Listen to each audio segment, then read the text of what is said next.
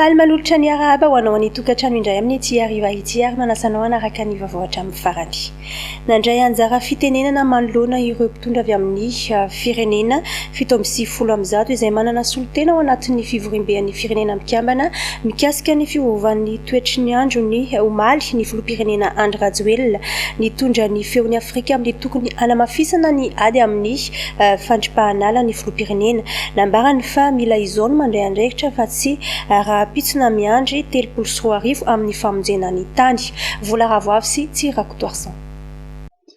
3.7 tapitrisa hektara no velarana ala very isan-taona eto Afrika. Isan-taona dia faritra ala iray hektara no ripaky ny fianakaviana iray entina andrahoana sakafo. Ny voka-dratsy ny fiovaovan'ny toetrandro dia misy fiantraikany mafy ho an'izao tontolo izao, indrindra ho an'ny atsimon'ny Madagasikara izay mandalo anoanana. Malagasy iray faingo 3 tapitrisa no ianjadin'ny tsy fahampita-sakafo. Ny tsy fahampian'ny orana dia manana ny sarotra ny asa fambolena. Nanorotsoritra ireo tetikasa lehibe ho tanterahany fanjakana ny atsimon'ny nosy toy ny fametrahana pipeline entina matsina rano ny mponina ny atsimon'ny nosy ny filoham-pirenena. Chers leaders, frères et sœurs, nos forêts sont les poumons de notre planète et aujourd'hui ce patrimoine forestier mondial est en voie de disparition. Plus particulièrement en Afrique et à Madagascar où nous subissons une déforestation rapide. Les forêts sont comme sur des sables mouvants, détruites par l'homme, elles disparaissent à grande vitesse et se transforment en désert. Chaque année, 3 900 000 hectares de forêts disparaissent en Afrique. Les principaux moteurs de la déforestation sont l'utilisation et la transformation de bois en charbon. 90% des ménages africains utilisent encore du charbon de bois pour cuire leurs repas. Pour obtenir 10 kg de charbon, il faut 100 kg de bois. Donc vous imaginez, ainsi donc, chaque année, une famille détruit 1 hectare de forêt afin de subvenir à ses besoins. Nanamafy ny antso ny amin'ny tokony hametrahana ny politika ho an'ny fampiasana ny angovo azovaozina ary ny tokony any hafanganana ny fanangonana ny $100 miliara izay voafaritra ny fifanarahan'ny Paris.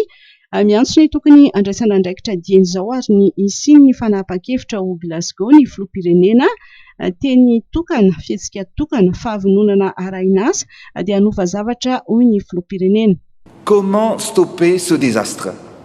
Madagascar plaide pour une transition énergétique en Afrique à travers le financement de solutions alternatives qui se substitueront au charbon de bois en vulgarisant l'utilisation de réchauds à base de bioéthanol et de biogaz pour préserver nos forêts.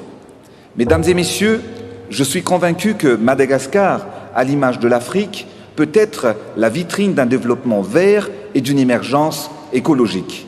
Il faut agir maintenant. Et c'est ici, à Glasgow, que cela doit être acté.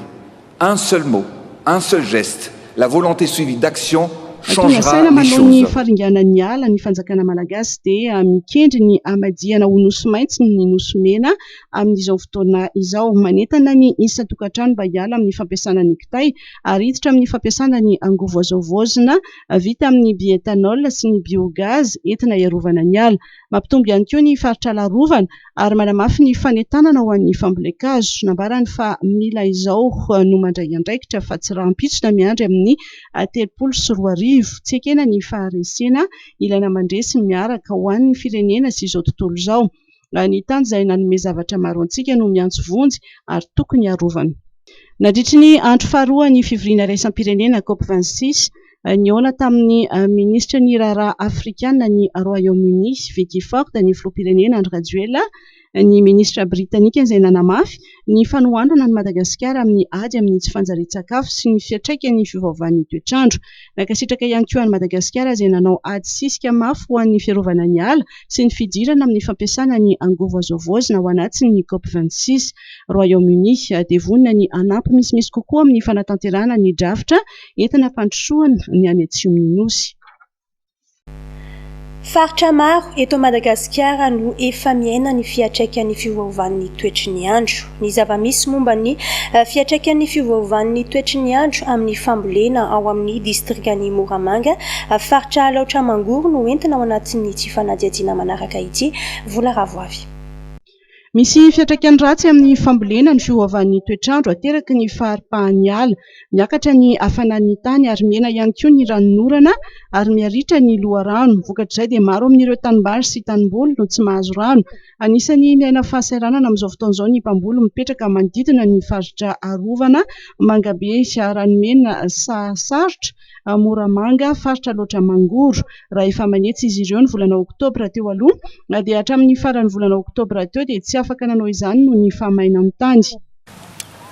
Eny teo aloha ny famokarana dia tokony mbo tsara tatana fa misy kely amin'izao toetrandro zao teo aloha izy misy tsara fa tamin'ity moa zany le tehaka le andro maina loatra le fotoerana dia mety milatsaka kely le fambolena. Ny famokarana moa na toezotra ihany ara raha resaka famokarana ny toerana misy anay tokony misy ary tokony mahatateraka mihitsy zay eo fa saingy ny fositra ny mahavoan'ny Mangabe zany dia terana. Zao zany zay fa mpia mpamboly mihitsy zany zay a dia ohatran'izao zany zao ny amin'izao volan'izao dia mbola maigna ny tany, miova be toetrandro, ny zavatra atao tsy dia misy zavatra manjary loatra dia mila fanampiana zany amin'izao fotoan'andro zao. Miaina be ihany koa ny vokatra azondreo tantsaha indrindra amin'ny vokabary, vokatry ny tsy fahampindrano. Ny fambolem-bara zany aloha zao dia misy fiakatsona kely satria mefa nantsiro zany le tany zay zany ny azo lazaina aminazy efa nantsiro ka mety mbo misy fovana zany tokony misy fovana fa le tsy hipetraka amin'le teo taloha tsony fa tokony mbo misy fanotanana vaovao indray zany. Amin'izao volana oktobra zao dia vita tsara mihitsy ny asa votsinjana fa vita ny asa dia efa tonga dia manao asa voly tanety indray zany zay amin'izao ohatrohatra voly anana, voly mangazo, izy zany zao tokony fataonay zany amin'izao dia efa ny entany dia tsy mbola tsy afaka anao zany, tsy mbola miandry ny orana sy ny raha zany. Tsapy zany fambolena satria le orana tsy izy dia tsy afaka manitatra be dia tsapy zany ny sakafo aminazy satria avy vita eny ny jinjaina moatsy. Raha ny ranon'orana dia ampy nanondrahana ny tanimbary teo aloha. Amin'izao fotoan'izao dia tsy maintsy ilaina ny fanamboarana toha-drano ahafahan'ireo tantsaha mamokatra amin'ireo fokontany manodidina ny faritra Arovana, Mangabe sy Ranomena, Sahasarotra, Moramanga, faritra Alaotra Mangoro. Nanao fanambarana ireo tantsaha mivondrona ao anatin'ny fikambanana fampivoarana ny tantsaha na ny FIFATA manoloana ny fanapa-kevitry ny fitsarana avo momba ny lalam-panorenana izay nanalefaka ny fanapa-kevitra ao anatin'ilay volavolan-dalàna mifehy tan'olon-tsotra tsy vita titra. Tsy nanafina ny fahafampony moa izy ireo tao aorinan' izay fanapa-kevitra izay. Lova Ramanantso. Tsy afa-po amin'ny fanapa-kevitra ny fitsarana avy momba ny lalam-panorenana momba nisy ilay volavolan-dalàna mifehy tan'olon-tsotra tsy vita titra ny fikambanana fampivoarana ny tantsaha na ny FIFATA. Nisy ny fanambarana na ahafahan'ity vovonina tantsaha ity namelabelatra ireo antony maro samihafa. Ny hevi-bavety voalaza ao amin'ny lalàna vaovao 2024 aotra 20 izay tena mifanohitra amin'ny tombontsoan'ny sarambaben'ny mponina ary indrindra izahay mpamokatra. Ny tany rehetra nanomboka nomatisy milaly taorian'ny taona 2024 dia tsy ekena ho tanin'olon-tsotra tsy vita titra. Izany hoe tsy ekena isony ny mahatompony tany ny olona nonona sy nanazary teo araky ny fomban-drazana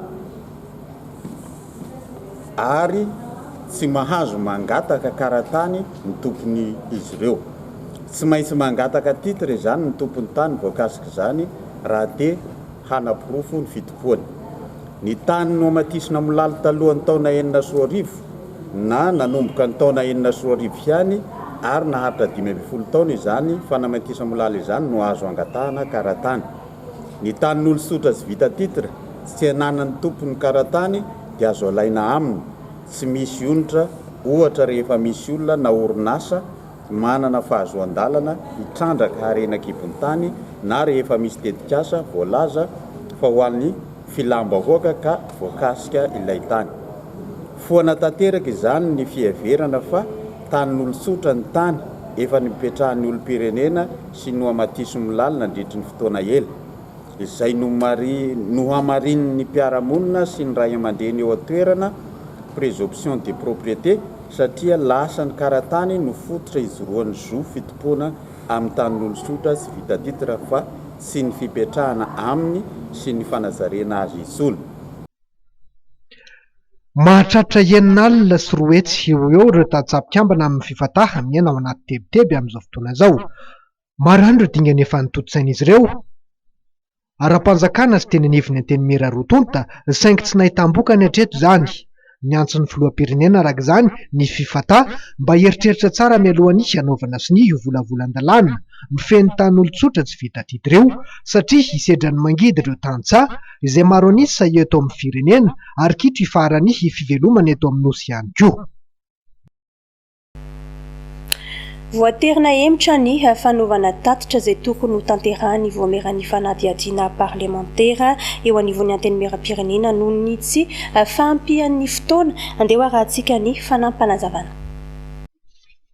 Androany raha ny tetoandro voatondro no tokony nanatontosany ny voameram-panao fanadihadiana parlementaire eo anivon'ny antenimieram-pirenena tatitra mikasika ny fanadihadiana izay nitototsain'izy ireo saingy noho ny tsy fahampian'ny fotoana nanatontosany izany fanadihadiana izany dia voaterina hemitra ny fanaovana ny tatitra. Fanafana ny adikevitra nataon'ny solombavam-bahoaka fantatsika moa zany tamin'ny session na ordinaire na extraordinaire teo aloha maro zany ny fangatahany solombavam-bahoaka anao andeny enquête parlementaire reny tapitra ny fe-potoana zany satria enim-bola zany fotoana anaovana reny enquête parlementaire zany tapitra androany dia nanao tatitra daholo zany raha tsy karitra atao zany fantatsika fa tsy ampy zany le fotoana noho ny fisian'ny valinaretina covid-19 reny tsy afaka niasa araka ny tokony izy zany ny membre nyreny bureau fanadihadiana reny mikasika ny enquête parlementaire. Ka ny tenako moa anisany anatin'ny commission ny enquête parlementaire Ravinala aéroport Madagasikara zany sy ny fitondram-panjakana dia hita teo ary nanapa-kevitra zany solombavam-bahoaka fa ampitomboana enim-bolana indray zany mba hafana manadiady indrindra regny mikasika ny enquête parlementaire natao eto anivon'ny antenimieram-pirenena. Ny zavatra ilaina koa zany ny hafantaran'ny vahoaka ny zavatra misy marina eto an-tany sy ny firenena mikasika ny zavatra zay ahitany solombavam-bahoaka iahiny solombavam-bahoaka ary iahiny reny vahoaka reny ka afaka enim-bolana indray zany tsika manao tatitra vaovao. Tepoka maromaro no nangatahana fanadihadiana tao anatin'ny Ravinala Airport raha tsy laza afa-tsy nividanga ny abalaina amin'ireo mpandeha. Eto moa amin'ny mpikambana amin'ny enquête parlementaire no momba ny aéroport Ravinala dia tianay mampahafantatra fa dia mbola santionana iny satria noho ny étude nisy teto amin'ny firenena dia somary tsy afaka nivorony ny mpikambana rehetra. Fa zavatra soritako manokana aloha tena mamparary anay dia noho ny fisian'ny taxe avo dia avo raha ny sortie eto intérieur fotsiny amin'ny aéroport dia izay angatan'ny aéroport Ravinala aéroport dia 20 € dia ohatran'ny efa mitovy amin'izany frais misy zany sandam-bola 20 € amin'ny taxe zany indrindrandrindra firy ny mivoaka ny velana hita amintsika izay takina angatana taxe 40 € ray aloha izay.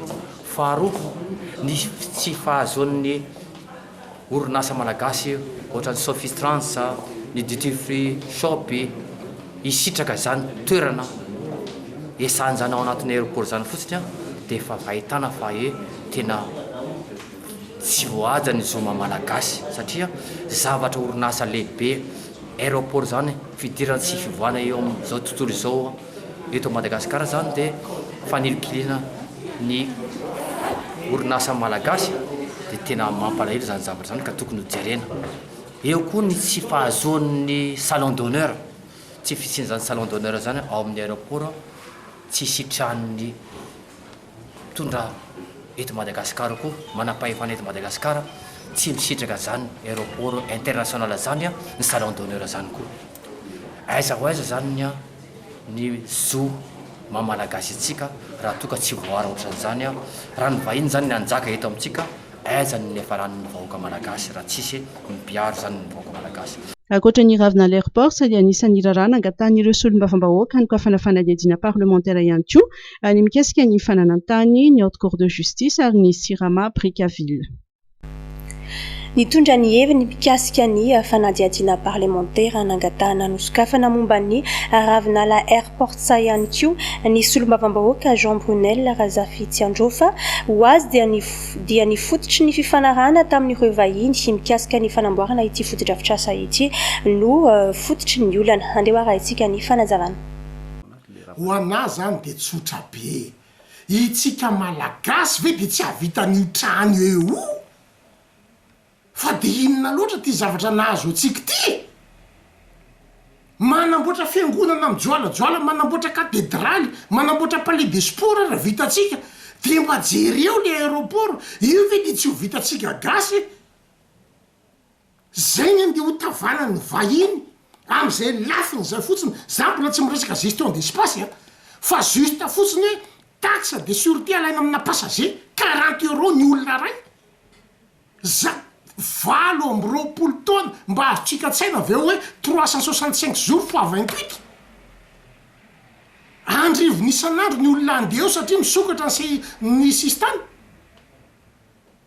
dia zany ny zavatra miditra any am'le vahiny dia enao zany dia eo dia voatositosika foany ao dia voailikilika foany ao enao amin'ny tokotaninao enao amin'ny firenenao na espasy mba hipetrahanao tsisy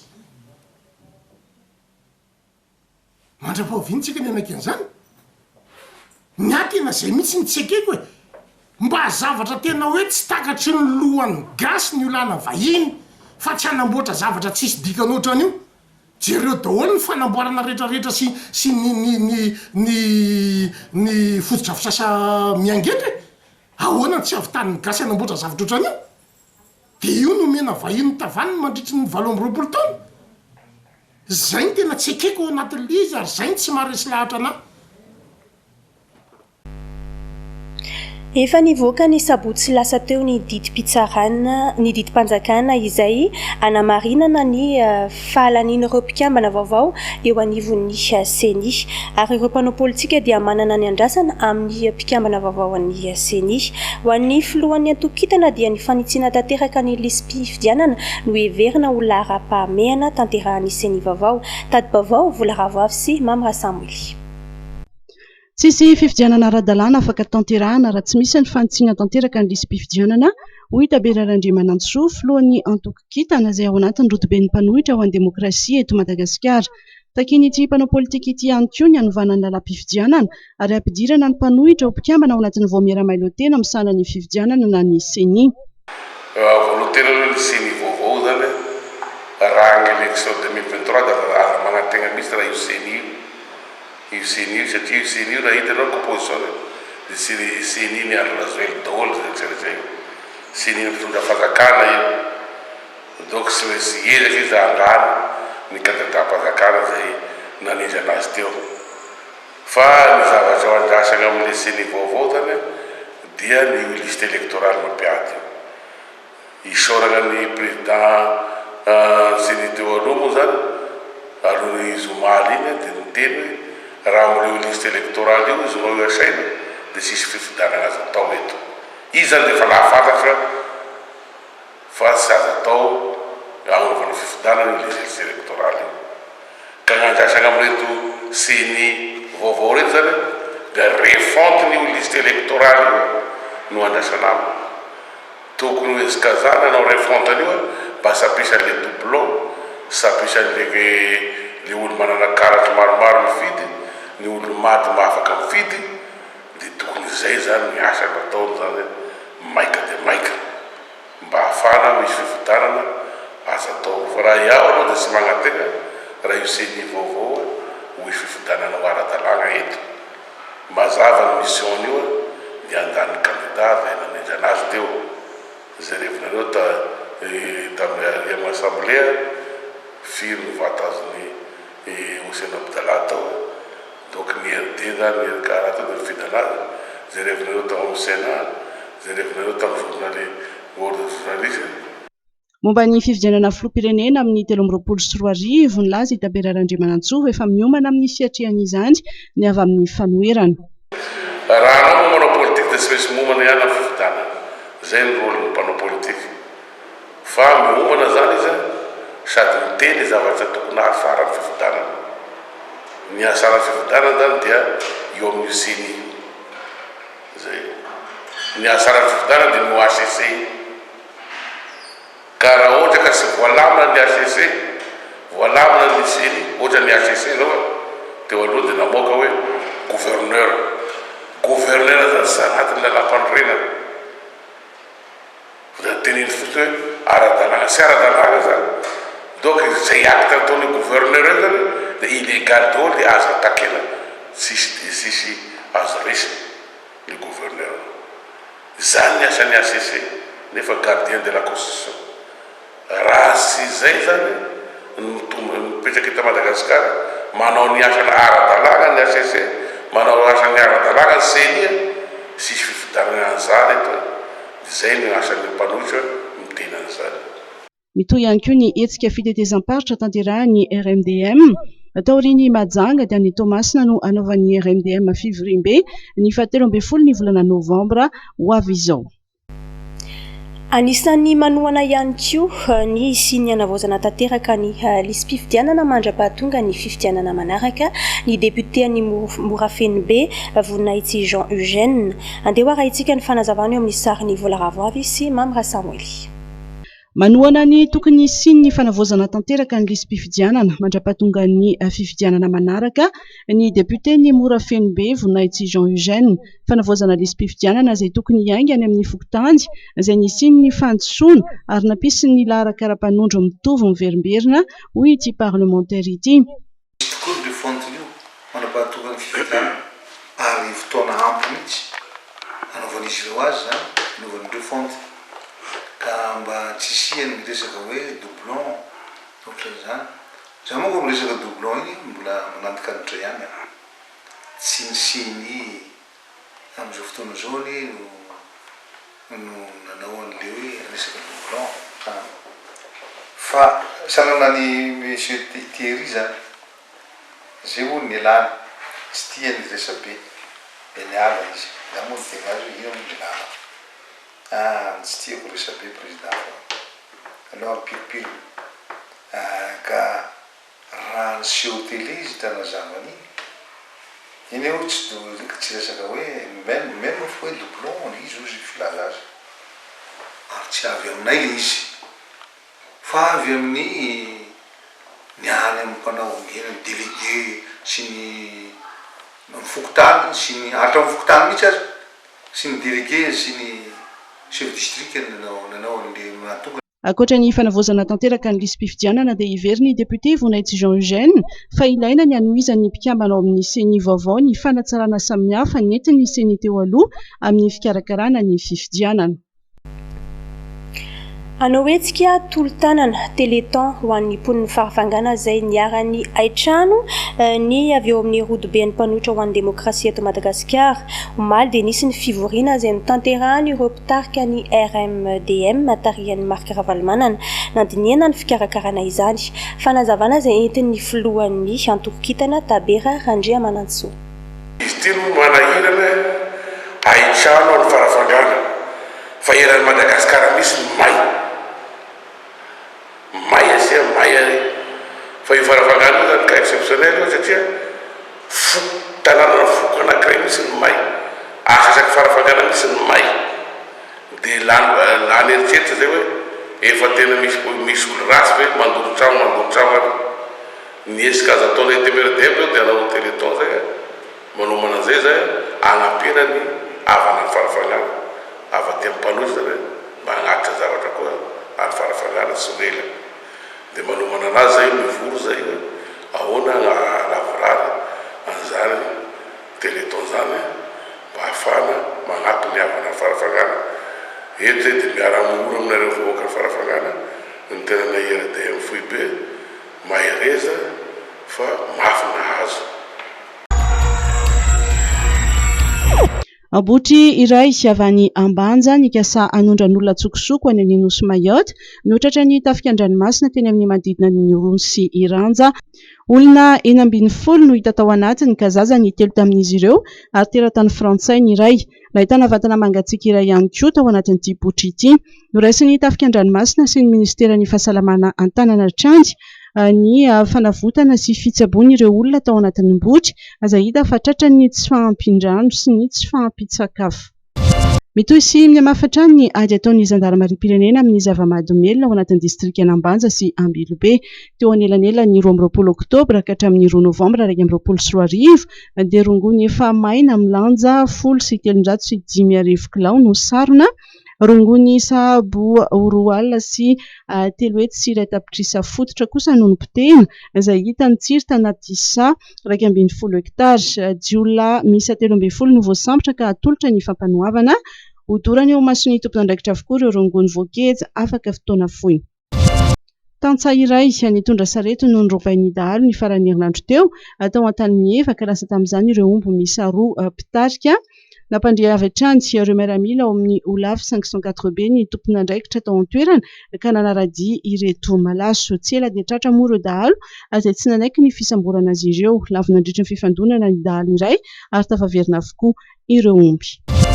Nosazin'ny FIFA andohonitra 12 tapitrisa franc congolais izareo RDC noho ny fiatsika nataon'ireo mpijery nandritra ny fionana tamin'ny Tanzania. Niakatra teny ambony kianja moa ireo mpijery ary tsy voafehy antony nahatonga ny FIFA nanome ny sazy aty sahala rainoray ny lalao nataon'ny rotonta.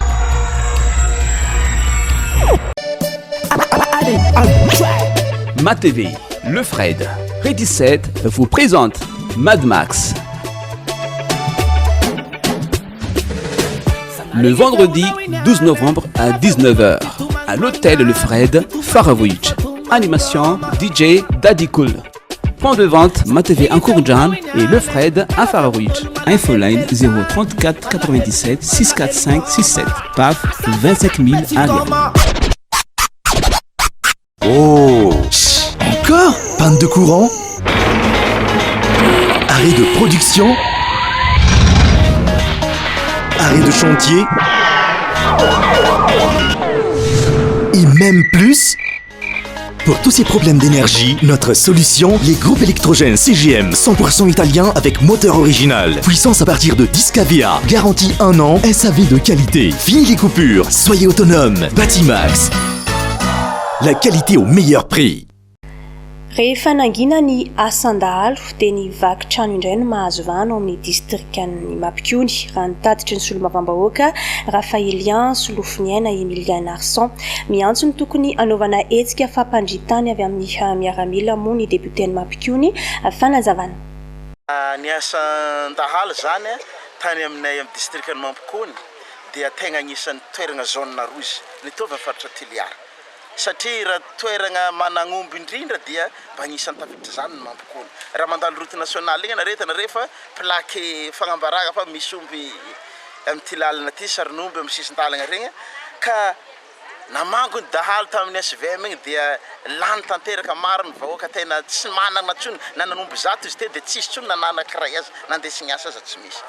Ary maro ny olona matindalo tamin'izany. Rehefa nitsangana ty fitondrana ty aloha dia isoranay nangataka ny opération tamin'ny fitondram-panjakana miaramila izahay dia nahazo miaramila 12 nampandry ny distrikanay tegna nandry tanteraka ny distrika zay misy anay. Za koa moa zany dia ny afantaran'ny reto vahoaka reto ana miady amin'ny asandahalo antsovigny sasakaligny mandeha sasakaligny antsovigna maraina dia mandeha maraina antsovigna atoandro dia mandeha atoandro ary nanangana ny dina zay iarahagna fokon'olona nentiko miady amin'izany amin'ny asandahalo zany ary tena manao haiko tsy ho zavatra noho ny mba antegna nanohana ny filom-pirenena ankehitriny zay nampagnotany antegna vahoaka tamin'ny propagandy dia hoe ty ny fidina raha tiantsika hoandry ny tany dia ny haiko mihitsy zany nataoko sorona miady any amin'ny dahalo agnaty ala mandeha tongotra herinandro misy 5 andro misy 2 andro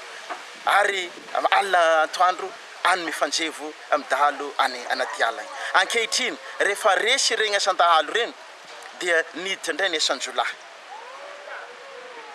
fanafiagna tokantragno ny olona mpanambola ao an-tanàna zay zany anaovany antsoavo ny fitondram-panjakagna mba hijery akaiky zay raha zay ary mangataka zahay nomba andifasagna ny miaramila reo GDRPS isan-karazany re zany ny tegna tahorany dahalo agny aminay agny satria na misy gendarme 10 aza any miaraka amin'ny polisy tsy mahatagna ny asan-dahalo fa andefasagna miaramila 10 fotsiny mandritra ndray volana tonga dia milamina tanteraka ny tany fa zay zavatra zay zany mbo anaovany antsovan'ny fitondram-panjakagna fa mahagaganay ny matonga rehefa misy miaramila mampandry tany enjehigny atao hevitra no ialany aoengana tsy hainay ny antony atao hoe manao kolokolo manao zao hoe nefa tsy afenina raha misy hoe manao kolokolo mbola misy ambonin'ny zany manao kolokolo amin'ny voaka madinika ka eto zahay manao antsova fitondram-panjakagna raha tegna ampandry an'izao tsy fandriam-pahalemana misy Madagasikara zao apartaho maneran'ny district ny miaramila fa ray volagna fotsiny miaramila 10 lahy mahavita mampandry tany district anankiray farafahelana zay zany ary isorako ny seg amin'izao fotoagna izay nametraka hoe tagna maro zay ny tadiaviny vahoaka mba hiara-iasa ny polisy gendarme ary ny miaramila fa ny mampalahelo efa tsy afapony vahoaka am'le ao an-toeragna dia mangataka miaramila tsy fidiny ho an'ny vahoaka ne mangataka miaramila magnefa vatsin'izy ireo 200 daba 500 daba mandritra ny tagno araiky itazomagna anazy ao nefa hinana atao regny mihita fa mahavaholagna dia voatery miditra amin'izay ny vahoaka amin'izao zany regny miaramila regny rehefa natako ny dina natako ny fandraisagna andraikitra dia nijanona ny vahoaka mifagnafagna le miaramila fa tsy zaka tsony le izy dia hoe mba fa mandrimandry ny tany dia aloha dina ndray zany no ampiasaigny ary dina tegna vaholagna mahomby ary zay matetika magagazaha amin'ny service sasany ary atao hoenina zany filoham-pirenena sy premier ministre lehibe ny gouvernemanta misy ny service raha vao misy olona ka mandeha hampandry tany handamina ny tany tonga dia mitambatra re service re manenjika izay olona mampandry ny tany tahaka zany mahazo ny dina amin'izao enjehina dina tahaka fahavalo ny fahavalo tratra avotsitra tsy atao ankety fa le prédina manady an'igny le fahavalo tratra igny ndray ahiditra amponja tsy fantatra zany ato raha vao misy miaramila alefa fanjakagna mandeha agny enjehigna hatramin'ny député lazaigna hoe fa député no naman'le miaramila manao kolokolo angamba amiko manokana tsara hoenare mpanao gazety nitondrasagna igny vola enimpolo tapitrisa ziska fitopolo tapitrisa tatao amin'ny assemblée nationale tamin'ny SVM tsy nandray nandingoalitra ny vavaka ary hain'ny filoham-pirenena ankehitriny ny tantaran'izany zay nandingoalefako teo anatrehany tsy nakazany vola satria tsy fitiavana le kolokolo nitondra fanazavana mikasika ilay raharaha izay nitranga teny mahazo ny 2 novambra teo izay nitarika fikortanana ny teo anivon'ny gendarmerie dia ilay resaka alatra izay niteraka fitsaram-bahoaka nandritra izany no nanentana ny teo anivon'ny zandary ny olona tsirairay mba hampandriaingana ny mpitandro ny filaminana rehefa misy ny tranga toy izao satria dia ireto farany no manantanteraka ny fanadiadiana andeha araha itsika Jemimara Daniela sy Mamra Samuel. Raha resaka alatra no ny atomboan-draharaha izay niteraka savorivory teny mahazo ny alatsinainy voalohan'ny volana novambra teo dia seka nefara tamin'ny fitsaram-bahoaka izany. Zaza iray araka izany no tratra nangalatra tao amina toerana iray ary nanoro ny namany rehefa tratra saingy ny tompontrano ihany no nitondra ilay zaza nanoro ny namany ka nataon'izy ireo tao anaty malina ny fiaran'izy ireo ilay zaza. Ny fahitan'olona ilay zaza navoaka tao anaty malina no nitarika ny savorivory. Gendarmerie nationale zany dia mitondra fanazavana mahakasika ny tranga natonga ny savorivory tamin'ny 2 novambra 2024 teny izay rahantsika nahita tao amin'ny tambajotra tserasera indrindra ny Facebook sy ny anao manjery teto amin'ny renivohitra indrindra raha tsy aivina zany zavan-tranga dia nisy fatratrarana tovolahy kely iray nangalatra tao amin'ny tokantrano iray teny Katindambo Ambomanga kely ny 2 novambra 2024 tokony tamin'ny 2 ora rehefa zany dia nosamborin'ny tompontrano ireo mpangalatra ireo le mpangalatra zany rehefa voasambotra moa zany le mpangalatra dia nanonona fa tsy izy rery no nangalatra tao amin'ny toerana io fa nisy ihany koa ireo namana izay tafatsoka ary nilaza izy fa eny amin'ny tsenany mahazo eny no mety ahitanan'ireo naman'ireo. Noentin'ilay tompotrano zany ilay zaza ary noentiny tao amin'ny coffre-reran'ilay fiara mba ho eny mahazo hitady an'ireo naman'ireo. Fiara tsy mataho-dalana moa no nampiasain'izy ireo tamin'izany ka rehefa tonga teny mahazo izy ireo raha namoaka ilay zaza tao anatin'ilay coffre-rera ilay tompona fiara dia hitan'ny olona zany ka nisy nevitra izany ho mpangala-jaza ilay tompona fiara. Izay no natonga ny savorivory teo amin'ny toerana io ary asaika ny afara tamin'ny fitsaram-bahoaka. Tonga rahampitaona moa mpitandro ny filaminana avy eo amin'ny zanatoloparitra Soamanandrana ka afaka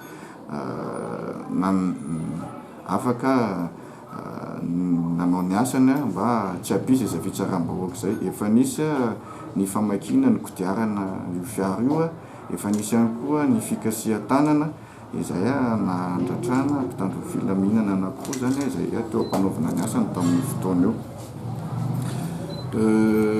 Rehefa zany dia noho ny fiarovana n'ilay olona sy ny ainy sy iray savorivory indrindrandrindra moa zany le fitsaram-bahoaka dia voatery tsy maintsy nentina ny ala teo amin'ny toerana teo amin'ny tsenany mahazo io zany ilay fiara ary naterina teny amin'ny topoparitra Ambohimanakely sy tetỳ amin'ny topoparitra Antananarivo renivohitra. Eloka ny fanelezana vaovao tsy marina na amin'ny tambazotra tserasera izany na amin'ny alalan'ny haino aman-jery ary tokony vaovao efa voamarina no avoaka hoy ny zandarmaria mba hialana amin'ny savorivory sy ny korontana mety aterak'izany. Tompona andraikitra feno amin'ny vaovao alefa tsikitsiky ka mba hisorohana an'izay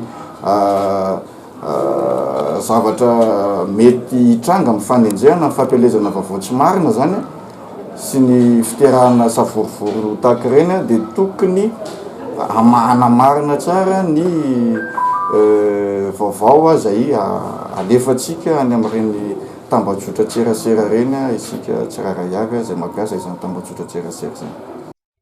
Marina fa zazalahy miisa 3 manodidina ny 10 taona ireto tratra ireto ary vesatra hiampangana ny tompotrano miisa 2 ihany koa ny fitazomana ireto zaza ireto izay tsy azo atao.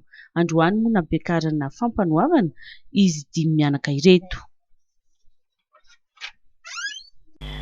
Mitohy hatrany ny fanohanan'ny Chine ny Madagasikara amin'ny alalan'ny fanampiana eo amin'ny sehatra ny tsy fandriam-pahalemana dia ny fanoloran'ny mahasovoan'ny Chine ireo fitaovana izay entina miady amin'ny tsy filaminana. Andeha raha itsika ny tady vaovao. Ho fanamafisana ny fandriam-pahalemana sy ny fandaminam-bahoaka dia nanolotra fitaovana ho an'ny zandarmaria-pirenena omaly ny mahasovoan'ny Chine izay nahitana kasika ho an'ireo mpitandro filaminana, gilet pare-balles, anjatony ary baton. Natao indrindra hisorohana ny fandikan-dalàna sy fiarovan-tena eo am-panatanterahana ny asa fampandriam-pahalemana. Ireo fitaovan'ireo tsy sambany moa ny mahasovoan'ny Chine no nanolotra fanomezana toy izao ka nakasitraka izany indrindra ny sekretera-panjakana mididina zandarmaria-pirenena ny jeneraly Serge Gelé. Tonga eto ny ambassadeur ny République populaire de Chine izay miaraka amin'ny attaché de sécurité intérieure nanolotra fitaovana hoentina hanatsarana ny asa atao amin'ny gendarmerie.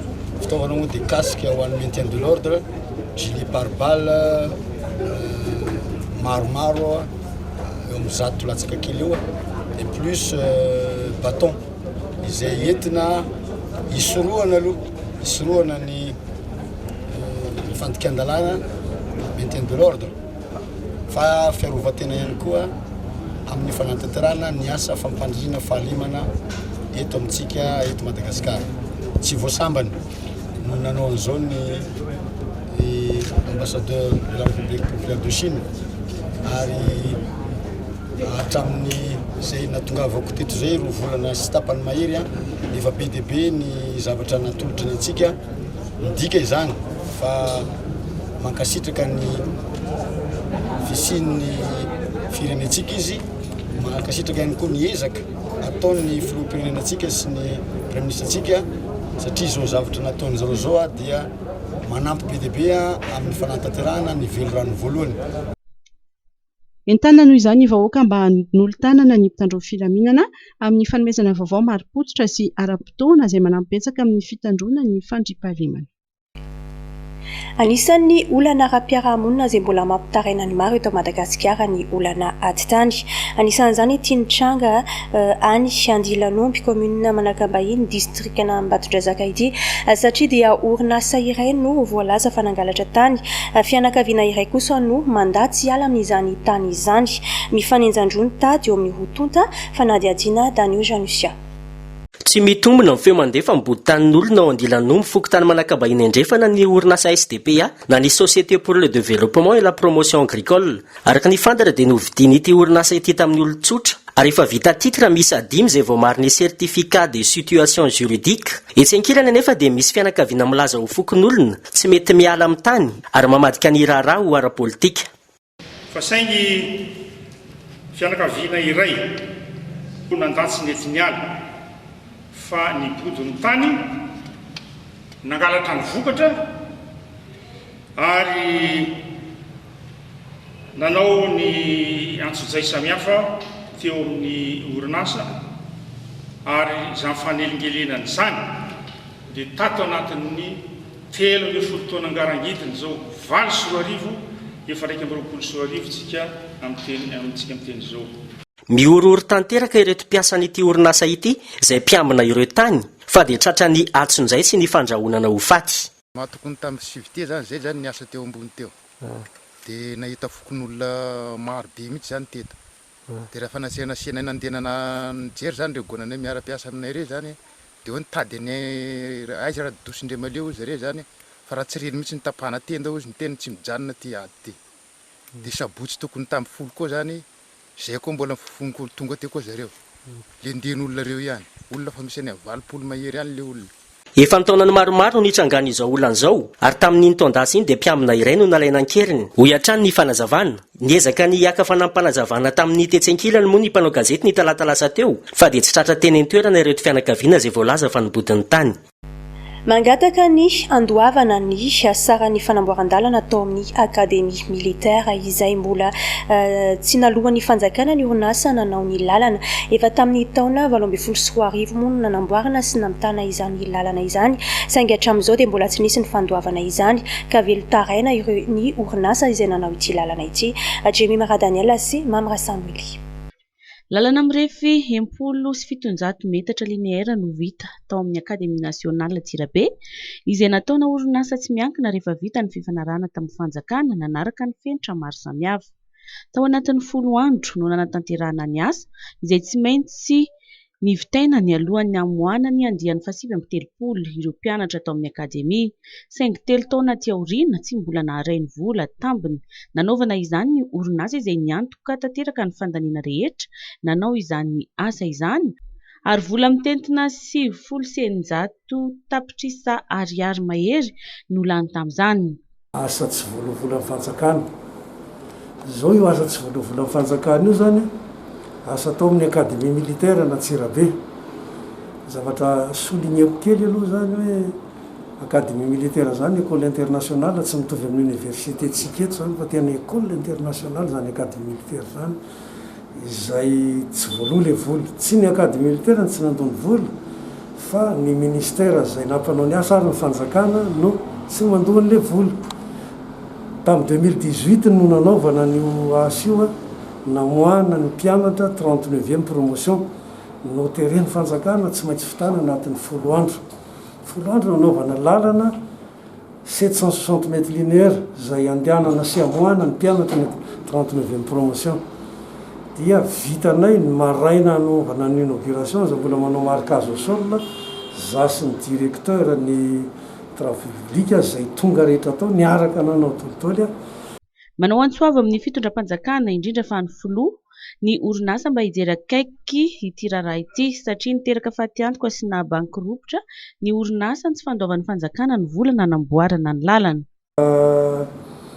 Efa nanao zay fitaraina nananomboka tamin'ny volana Jona 2019 tamin'ny ministre Yajo Andriana Arvelo zany nanao fitaraina taminy zay dia nangatahany ny dossier rehetra dia nomena azy daholo ny dossier rehetra dia reo tompoky ny dossier dia alao fa jereneo izy fa tena mazava ty dia tsy suite izy fa nizatra nitenenina ane tamin'izany fotoana zany dia nandrasana tsy tonga dia namerina indray zay ny 25 juillet 2019 ihany io dia niandry zany zay hoe aofako jerena le izy dia niandry tany ngamba miezaka ny fanjakana dia zay moa miona amin'ny izy ny ordonnateur principal misy ny ordonnateur secondaire miresaka amin'ireo technician ao amin'ny ministère zay samy tarainana daholo ahoana le fandaovana le volanay dia mbola tsisy tohiny mihitsy dia nanao taratasy zay tamin'ny volana jona io naverina 25 tamin'ny décembre 2020 mbola nanao taratasy zay ho an'ny ministre ny finance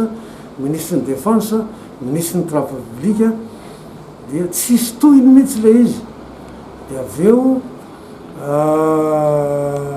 nanao n'ity le lazavaiko taminao teo hoe nanakataka tany ministère ny défense zay hoe ahoana ny atao dia namoaka an'ireo sary reo zay avoaka daholo le sary satria mandeha nyresaka hoe fictif io asy io dia raha ny taratasy eto ampelantananay sy any ampelantanan'ny ministère tena tsy fictif io. Efa nisy ny dingana nataon'ireo orinasa nantona ny ministera tompon'andraikitra saingy tsy mbola nahitam-bokany izany. Eo amin'ny sehatry ny fanabeazana raha trano sekoly ho an'ny kilasy rehetra amin'ny ambaratonga fototra no mahazatra ny fikambanana Madagascar Development Fund hatramin'izay dia tsy nataony ambany zavatra ihany koa ireo zaza izay vao milatsaka an-tsekoly ka nametrahany kilasy vaovao ho amin'izany ao amin'ny EPP tsara tanàna Ambatomirahavavy distrikana Rivonimambo notokanana androany moa izany fototra fitrasa izany. Misa telopolo mahery ireo zaza madinika vao milatsaka an-tsekoly tamin'ity taom-pianarana ity eto amin'ny sekoly ambaratonga fototra tsara tanàna Ambatomirahavavy distrikana Rivonimambo. Efitra tokana efa ravarava sy tontany taona no nianarana hatramin'izay ka tsy maharaka intsony ny fitombony isan'ireo ankizy. Namaly ny etaentan'ny iray aman-dreny sy ny mponina ary ny solombavambahoaka ao an-toerana ny fikambanana Madagascar Development Fund na MDF ka nanolotra trano sekoly iray vaovao natokana ho an'ny kilasy préscolaire. Notokanana androany alarobia 3 novambra ity fototra fitrasa ity izay novatsiny ny mpiara-miombonantoka amin'ny MDF vola anisan'izany ireo vahiny Richard Kerr sy Elsia Emerson izay namatsy vola ny fanorenana ny trano Ramatoa Somelville kosa no niantoka ny kit scolaire sy ny boky ary ny kilalao isan-karazany ho ampiasain'ny ankizy madinika ao an-tsekoly. Mpianatra préscolaire eto amin'ny EPP tsara tanàna zaho Ambatomirahavavy sy Rivonimambo dia nahitasy za zany ndraikitra ndraiky mpianatra préscolaire reny eto amin'ny EPP tsara tanàna ity kely mihitsy zany le trano teo tena. Ireo manam-pahefana isan-tsokajy ny tonga nanatrika ny lanonam-panokanana moa izay notarihan'ny Draine Itasy sy ny solombavambahoaka voafito tao Rivonimambo fantatra amin'ny anarana hoe Zokiandry ary ny tale jeneraly ny MDF Nicole Donaldson dia samy nanamafy ny fankasitrahany izao fiara-miasa amin'ny MDF izao ary mbola naneho ny etaetan'izy ireo hitohizan'izany indrindra eo amin'ny lafin'ny fanabeazana ny ankizy mpianatra hatrany. Nisy fiantraikany teo amin'ny fifandraisana efa nisy teo amin'ny mpianatra sy ny mpampianatra ary ny ray aman-dren'ny mpianatra ny fisian'ny valanaretina Covid-19 sy ny krizy nateraka izany mba ahafahany taom-pianarana 1.4 roa 1.4 mizotra araka ny tokony ho izy sy entina narenana ihany koa ny taon-dasy dia misy ny hetsika fifampizarana traikefa sy fampiofanana tanterahany FUBN mpitantana ny sekoly tsy miankina eto Madagascar na ny DINEPM ny faha 3 ka hatramin'ny faha 5 novambra izao eny amin'ny Fofikry Lafy andeha raha itsika Jemy Mara Daniel sy Mamra Samuel. Mba ahafahan'ny fanabeazana mirindra sy mahomby dia tsara ny miaina ao anaty tontolo milamina sy mirindra indrindra taorian'ny krizy ara-pahasalamana izay niteraka korontana teo amin'ny lafin'ny fanabeazana izay voatery nampijanona izany mihitsy tao anatin'ny fotoana lavalava. Tanjon'ity fiofanana omeny eo anivon'ny fohy be mpitantanana ny sekoly tsy miankina eto Madagasikara na ny DNEPM ity ny fiofanana ho an'ireo talentin-tsekoly mikambana manerana ny nosy ny mba ahafahana mamerina indray ny fiarahamonina mirindra eo anivon'ny fampianarana. Natao ny fiofanana maromarona kokoa dia misy fifampizarana ihany koa atao amin'ny DNEPM amin'izao faha-3 ka hatramin'ny faha-5 ny volana novambra izao izay iarahany direction nationale de l'enseignement privé de Madagascar avy any amin'ny faritra sy ny avy eto amin'ny foibe izay fampizarana traikefa hiatrehana nyity taon'ny mpianarana vaovao 2021-2022 ity Iarahantsika mahita fa nandritry ny 2 taona zay a dia somary nanano sarotra ny fametrahana dingana eo amin'ny resaka fanabeazana fa indrindra eo amin'ny fiarahana amin'ny ray aman-dreny sy ny zanaka eny amin'ny sekoly tsirairay avy dia hita hoe tena misy fiantraikany mafy eo amin'ny ray aman-dreny sy ny zanaka sy ny fampandrosoana zay tiany sekoly atao ny zava-misy ka iezana zany no andrafetana sy amerenana an'izay fiarah-miasa sy ny fifampitaizana eo amin'ny tanjona dia ny resaka fanabeazana feno ho an'ny ankizy zay a dia manararaotra izay atao amin'ny direction nationale de l'enseignement privé amin'izao no mivory makatraikefa ary misy ny fiofanana izay taonay zany araka ny efa voalazako teo a mikasika ny anatsarana an'izay. Efa misy ny fametrahana fepetra manokana entina hiatrehana ny taom-pianarana vaovao izay raha miasa amin'ny fanjakana. Fa ny aty amin'ny sekoly tsy miankina dia mametraka mandrakariva ny hoe inona ny disposition raisina mikasika ny hoe aiza ny anatratrarina ny tanjona amin'ity taona 2021-2022 ty ka dia efa mametraka an'izay ihany koa. Io tsy apetraka hoe ho an'ny sekoly tsy miankina araka ny resako teo hoe izay dia mpiara-mody minantoko amin'ny fanjakana amin'ny fitondram-panjakana zany mikasika ny resaka hoe fepetra rehetra izay ahafahana manatratra ny tanjona année scolaire na taom-pianarana 2021-2022 dia anisany efa apetraka izay miara-miasa amin'ny fanjakana amin'ny fijery hoe aiza sy aiza ny ahafahana manatratra an'izay tanjona zay.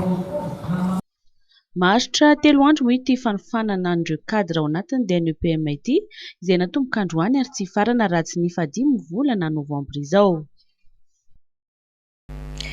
Zay indray ary ny fampahalalam-baovao-tsika amin'ny Tia Ariva ity. Isaorana ianao nanaraka izany hatramin'ny farany. Misaotra ihany koa ny Charmel Beauté etsy pasapito miara-miasa amin'ny vaovao hatrany dia mametraka ny veloma mandra-piona indray.